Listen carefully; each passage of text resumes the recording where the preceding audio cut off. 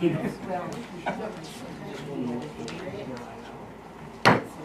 call to order the public hearing of the reserve at Walker's Mills Mountain.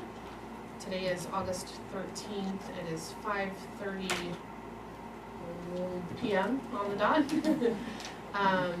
Just a reminder to anybody in the audience that has not signed in, at the black podium there's a sign-in sheet. And also, as we go around for commentary from audience members, please make sure you state your name when we call on you, and that'll be very helpful for us. I think that's it. We can get started. All right, sounds good. I'm Emily Hastings with Mainland Development Consultant. I'm representing Dave Garlow of Reserve Holdings in design and permitting of their proposed subdivision here in Bethel. That's why we're all here tonight. I figured I'll give you a quick rundown on the property, what we're proposing, where we are in the process, and then circle up for questions and comments after that. So the property is located on Taylor Smith Road, right before Quail Run. It's on tax map 9, lot 6-6, a portion of it, and 6-7. It's about 138 acres in size total. Like most places in Maine, there are a few natural resources. Those are shown here. There's some stream segments here and pockets of wetland kind of lower on the property and along Taylor Smith Road right here. It was previously logged by the former owner. There's kind of a grown-in access trail here off of Quail Run. Oops, sorry, higher up here. So that's the current property. We are proposing 13 single-family residential lots, and Dave's going to retain just over 71 acres up top here. The lots range from 3 acres to 8.6 acres in size, and the average is right around 4.5. All of the lots, including Dave's, will be accessed off of Walker's Ridge Road, which is a proposed 18-foot wide paved road from Taylor Smith. It does have 2 stream crossings, which are designed for Maine Stream Smart standards. The lots will be served by individual wells and private septics. These little symbols here kind of scattered throughout our suitable septic locations that is a requirement to provide for the board. And in addition to that is a stormwater wet pond designed to DEP's best management practices, kind of lower on the mountain, capturing a lot of the water for treatment and control. So that's kind of what we're proposing so far. Where we are in the application process is we obviously are in the midst of the town approval process. We have submitted and gotten approval from Maine DEP Stormwater Permit by Rule, Maine DEP Natural Resources Protection Act, Permit by Rule, lots of acronyms, but I'll spell them all out for you. Those are for the stream crossings. We have approvals for those. We've also got sign-off and review from IF&W, Maine Naturals Areas Program, and Maine Historic Commission? Or I think it's Commission. Got their sign-off. We do have an application in with the Army Corps of Engineers for the stream crossings as well. That's under review. Going a little bit slower than we wanted to, but I think everything in the federal government kind of moves slow anyway. So hopefully we'll hear back from them soon. There is no DOT permit here, and on a more local level, we have gotten review and approval from the road commissioner, public works, and the fire chief. Kind of been Dave came to Mainland in 2021, so it's been a long due diligence, long concepting plan, kind of crossing all our T's, dotting our I's, and we're excited we're here and nearing hopeful construction. I'll turn it back over to you guys. Okay, thank you so much. What I'll do now is go around to each of the board members in case anyone has any questions, and then I'll look to the audience to see if there's any questions for you. Awesome. Is that not all? I think that's pretty good. Would we not reserve our questions for the meeting? Oh, yeah, okay. Okay, sorry. board is not gonna ask you questions. Does anyone in the audience have any questions? I'll be the first. Please state your Sorry. name. My name's Brent Douglas. I'm representing Grace Douglas's estate, Okay, which is on the back side from what I see right here. great. Got a gravel pit down there, active one. Okay. Got rock crushers. Don't have any in there right now. Probably will someday. Any of these houses, these people come down and tell me that I can't crush rock here or gravel. I'll run them through the crusher. No, I hope not. I'm not but- joking. So I'm just saying, I don't know if it should be in the deeds or what, that there is an active gravel pit down there. I just want to be upfront with it. Yeah. You know, And hopefully buyer beware too. If you're, yeah, they I hopefully do just, their research on what they're buying. And, yes, you know, I'm not a political man, but I'm pretty blunt Yeah. in what, I ain't gonna play games, Okay. Yep. so. And there's quite a bit of area between here and Yeah. up there, so But hopefully the I'm just, dissipate. Yeah. I just wanted to throw that Got out, it. that's all. Do you mind sharing what the address is of the property you're talking about, just for my clarification? I have no idea Or what the the address, church. I know it's off the East Bethel Road. Off the east. Or Jim? But it's on the other side. It is on the other side, but it abuts this, and I just wanna be upfront, that's all. I just, Yeah. So you're between where the solar field is going in, your gravel pit, and the hilltop, and then this is on the other side of that? I would say I was on the other side of this, right here, going down. Going down. And it's right off the East Bethel Road. Right, are you A&D's pet? Yeah, off of East Bethel Road. Yeah, I'm off the East Bethel Road, going in, so, Yeah. Courtney? Are you familiar where, I believe it's Walker's Lane or Walker's Road is on the Yeah, right-hand yeah, side yeah. on East Bethel Road? I Yeah. believe his property is just after that on the left. yes. Okay, And it thank you. stretches a decent distance from East Bethel Road. Okay. So I don't wanna, years down the road here, I just don't wanna get into a heated situation. Great. Any other questions? Yeah. Okay, so I'm Mark LaFrance, on 40 Quail Run, the last lot there. So a couple things. One is, well, I'm glad to see that they've taken a lot of consideration to the environmental, which is really good.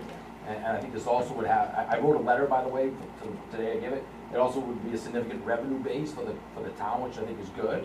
One of the concerns is that some of the well data, I mean, was taken for an average of a lot of things, but one of our members from our road association has a very low well output, like 0.25 gallons per minute. So we're just a little concerned that the well data has been accurate for the lots that are so close, right? My lot, I actually had to drill 600 feet and had to frack it, but I ended up with adequate water supply. So that's just one concern.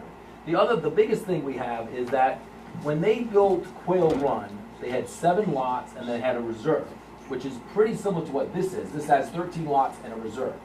But they accessed that land through that, I think you called it the abandoned rail It's trail. kind of like a grown-in. Yeah, but it was trail. used, they used that road extensively off of Quail Run, but they never were part of the association, so they never paid any dues, never paid any maintenance.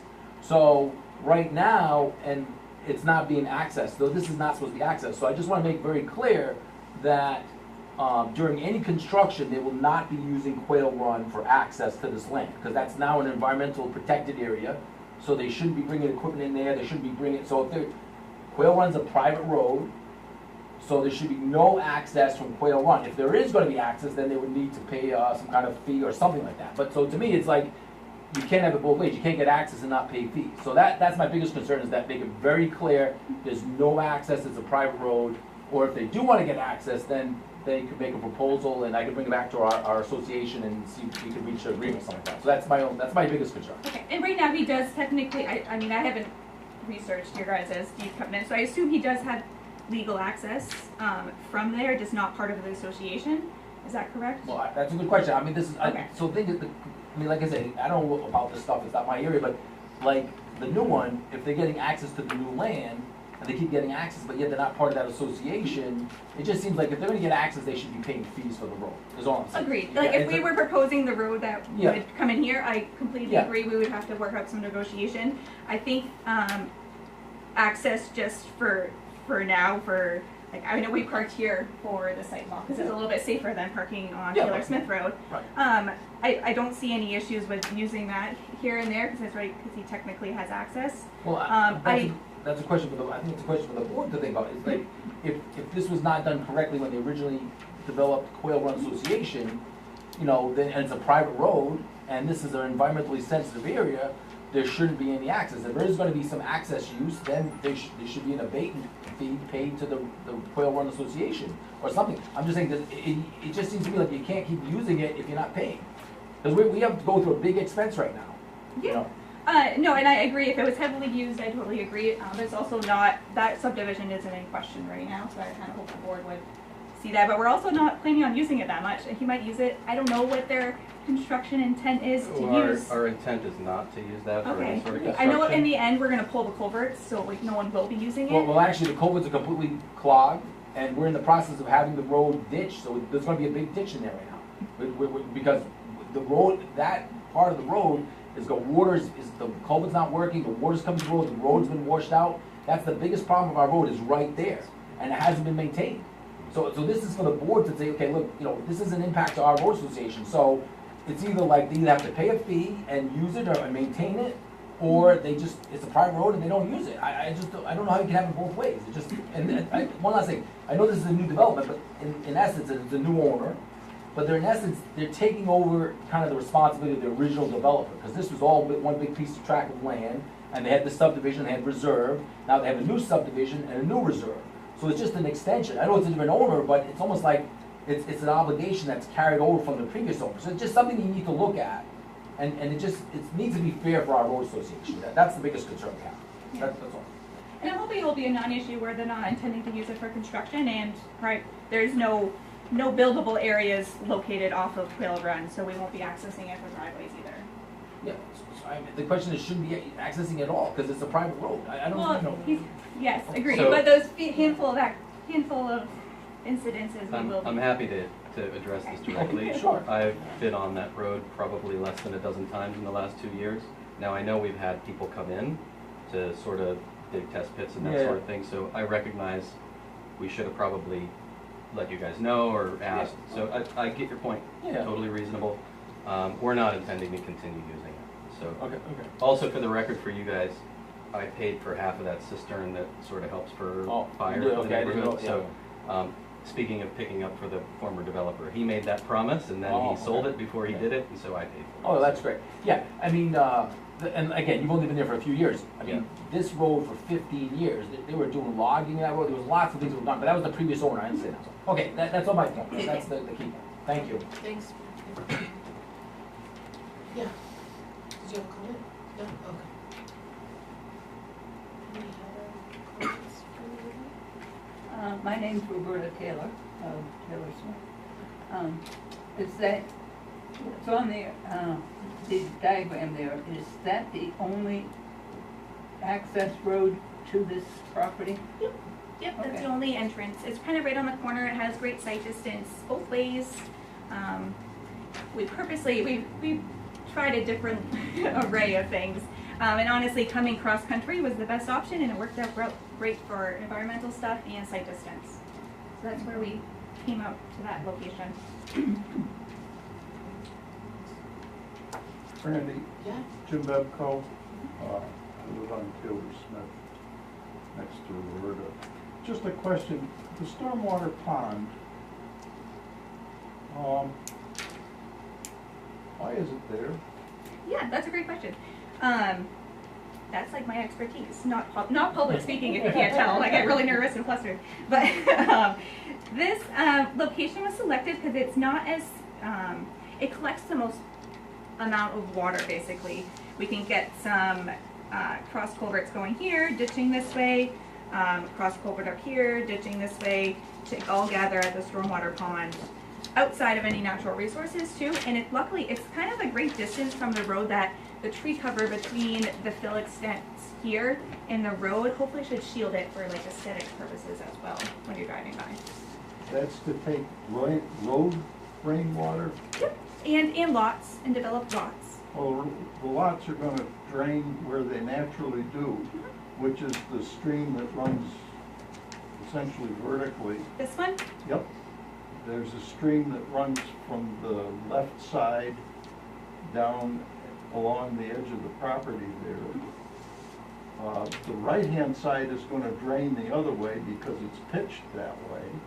yep, there is a handful of lots that will not be going to the stormwater pond. I think there's nine going to the pond, plus a good section of road, just where I strategically placed cross culverts in the road.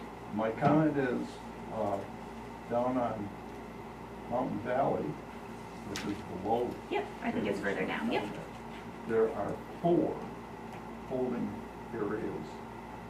There never is any water in there, even with all of the heaviest of rains.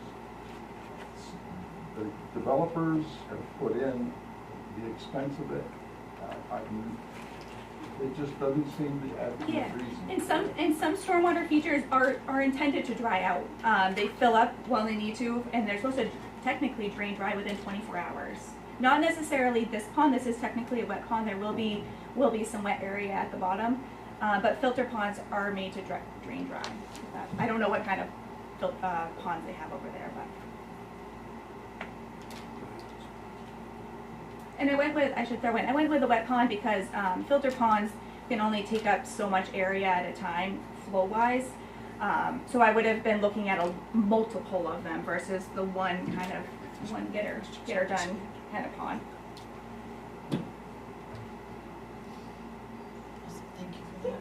Any other questions from the audience? Going once? Alright, excellent. Thanks, everybody. Yep, do we motion or we just call this one? Alright.